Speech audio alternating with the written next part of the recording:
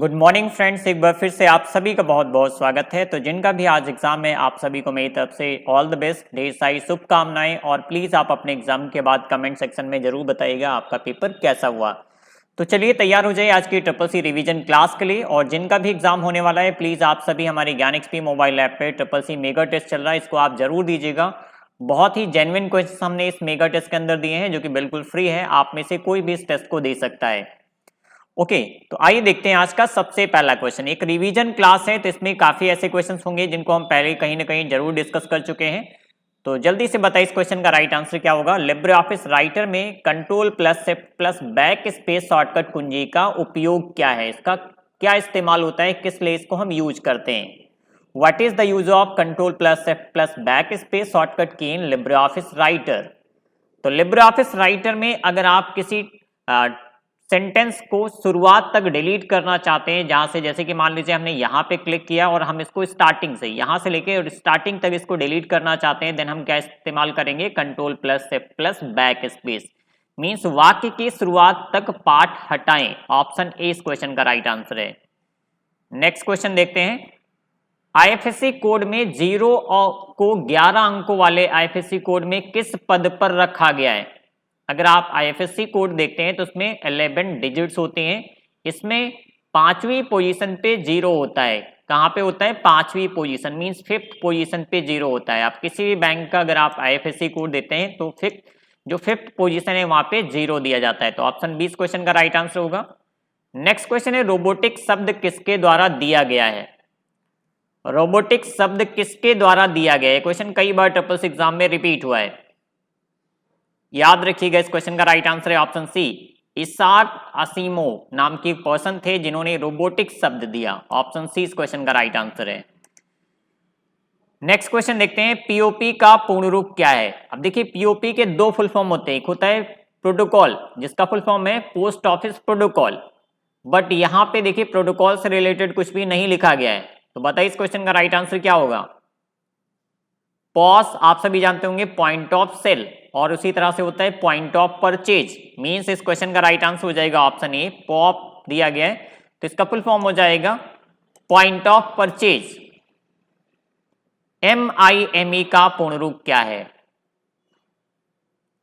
और अगर आपका नवंबर में ट्रिपल सी एग्जाम है तो आप सभी प्रीवियस ऑनलाइन टेस्ट के वीडियो जरूर देखिएगा। अगर आपके पास टाइम कम है तो एटलीस्ट जो नवंबर दिसंबर की ऑनलाइन क्लासेस हुई हैं, जो कि शाम 8 बजे हमारी क्लास चलती थी, इसके जितने भी वीडियोस अपलोडेड हैं आप उन सभी वीडियोस को एक बार जरूर देखिए।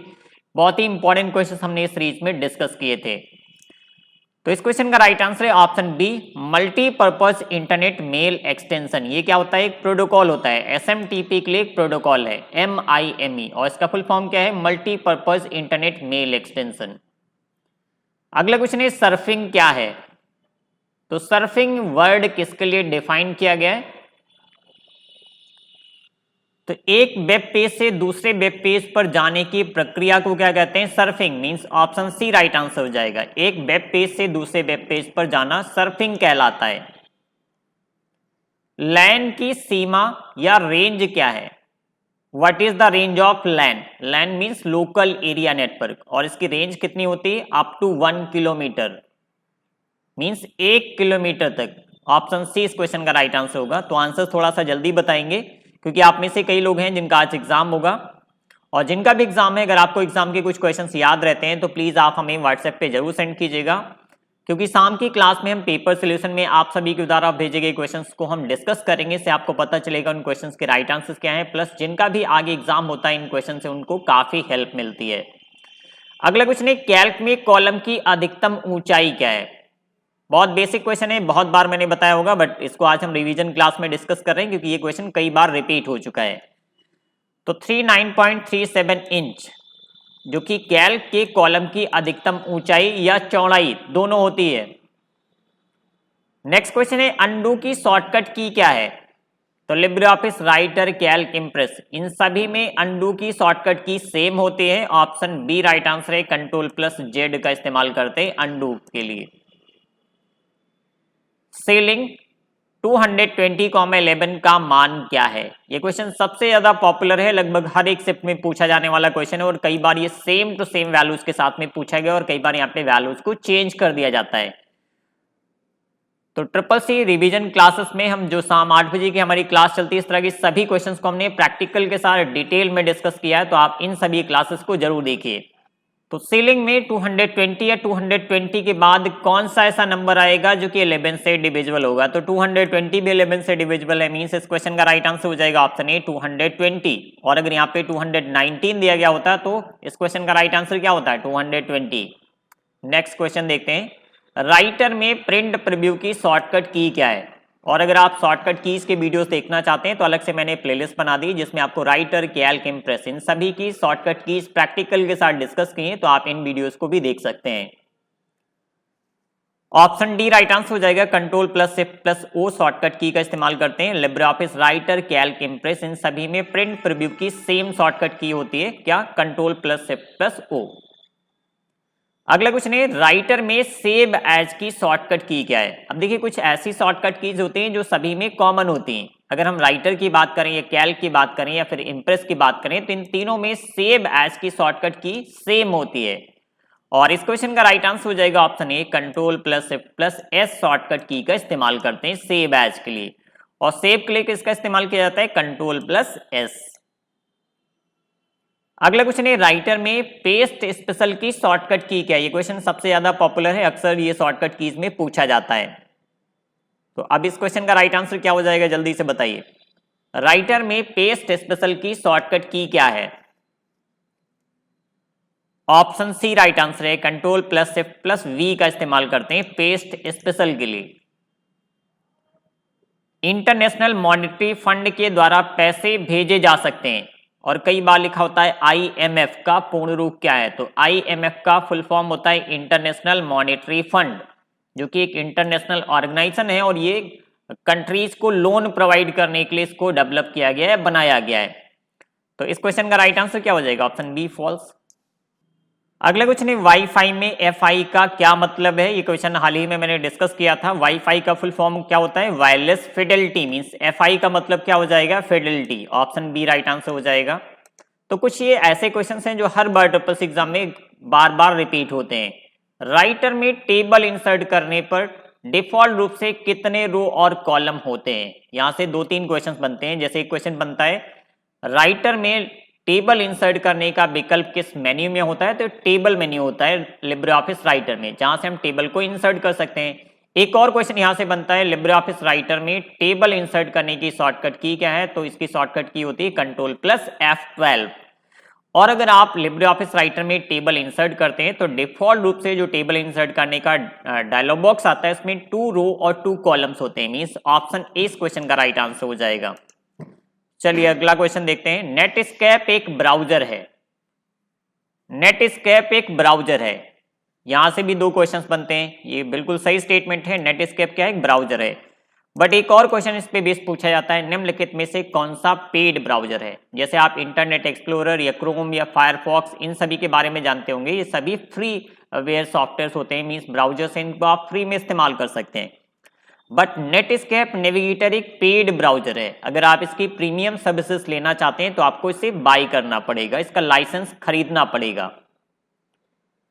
ब्रिज एक नेटवर्किंग डिवाइस है, तो ये भी बिल्कुल सही है, ब्रिज एक नेटवर्किंग डिवाइस है। ब्रिज और गेटवे 2 अलग अलग तरह के नेटवर्किंग डिवाइसेस हैं जिनको हम इस्तेमाल करते हैं 2 या 2 से अधिक लाइन्स को आपस में कनेक्ट करने के लिए। अब बात आती है कि अगर हम कई सारे लाइन्स को आपस में कनेक्ट करना चाहते हैं तो कब हमें ब्रिज इस्तेमाल करना है, कब हमें गेटवे इस्तेमाल करना है। तो अगर सिमिलर प्रोटोकॉल्स की लाइन से आपस में जोड़ना चाहते हैं तो उसके लिए आप ब्रिज का इस्तेमाल करेंगे, और अगर अलग अलग प्रोटोकॉल्स पे रन करने वाली लाइन्स को आपस में जोड़ना है देन हम किसका इस्तेमाल करेंगे? गेटवे का।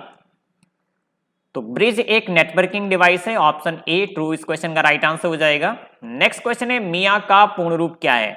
तो कई लोग इस तरह के क्वेश्चन देखने के बाद पूछते हैं कमेंट सेक्शन में, सर करंट अफेयर्स या फिर जीके से कितने क्वेश्चंस आते हैं? तो जी नहीं, कुछ ऐसे टॉपिक्स हैं आपके सिलेबस में जहां से इन क्वेश्चंस को पूछा जाता है। जैसे गवर्नमेंट से जुड़े हुए कुछ योजनाओं के क्वेश्चंस आते हैं, प्रधानमंत्री जनधन योजना, सुरक्षा बीमा योजना, या फिर इस तरह के कई सारे क्वेश्चंस हैं। अलग अलग ऐप्स के बारे में पूछा जाता है, जैसे उमंग ऐप के बारे में पूछा जाता है।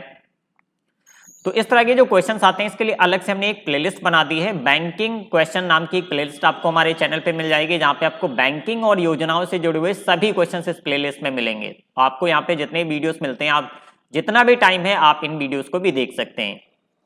तो इस क्वेश्चन का राइट आंसर हो जाएगा option A, ministry of external affairs, MEA का पूर्ण रूप है।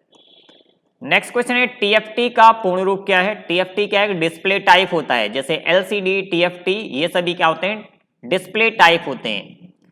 तो टीएफटी का पूर्ण रूप क्या हो जाएगा? Thin film transistors. और आप सभी कमेंट सेक्शन में बताइएगा एलसीडी का फुल फॉर्म क्या होता है, ये भी एग्जाम में पूछा जा चुका है।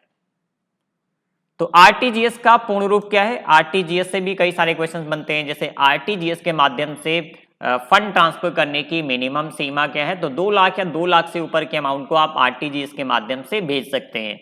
इसको कब लॉन्च किया गया? तो इसको 2004 में लॉन्च किया गया था, जबकि नेफ्ट मींस एनईएफटी को कब लॉन्च किया गया? 2005 में लॉन्च किया गया।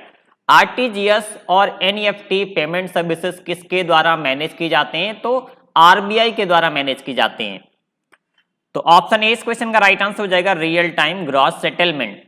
तो एक एक टॉपिक पे बहुत सारे क्वेश्चंस बनते हैं जो कि ट्रिपल सी एग्जाम में पूछे जाते हैं। अगला क्वेश्चन है, भारत में राष्ट्रीय इलेक्ट्रॉनिक फंड ट्रांसफर किस वर्ष शुरू हुआ? देखिए यहाँ पे नेफ्ट के बारे में पूछा गया है।